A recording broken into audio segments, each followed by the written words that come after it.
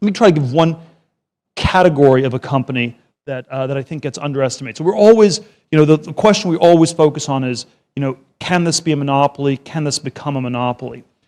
And so, what makes a company a monopoly? So it could be that you have super fast distribution on a very thin product. This would be like Twitter, or a lot of the sort of super fast viral Pinterest, Twitter sort of fits that. You can have something where there's sort of a technological advantage that you have, and then you sort of gradually build on. This is the way we often think of innovation. You come with something new, and then you iterate and steadily improve. And this is like a lot of enterprise software, a lot of SaaS software. You come with a new product, you keep improving it, you get it out.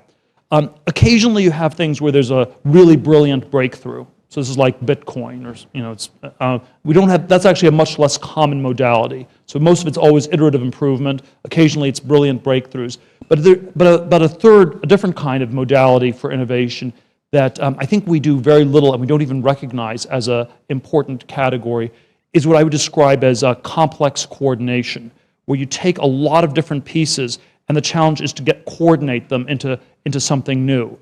This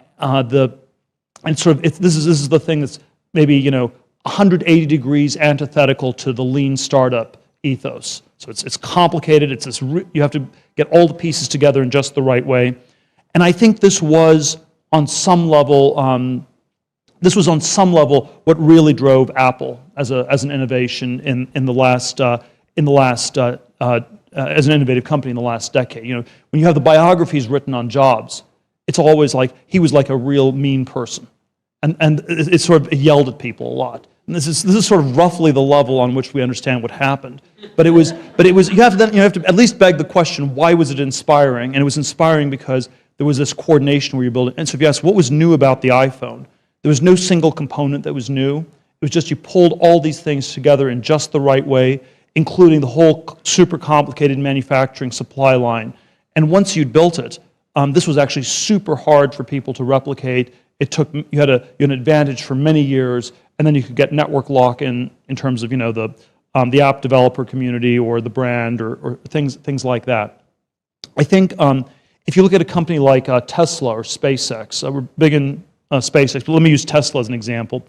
The key, again, there's no component to the Tesla that's actually that new. It's just you pulled all the pieces together.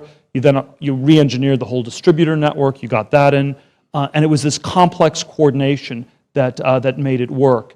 And so it's like what Elon succeeded. There's like this lost art of accounting, where you figure out how much things cost, and you add all the different things together. And Elon has rediscovered this lost art of accounting, which other people can no longer practice, and why it's very hard at this point to create a competitor to Tesla.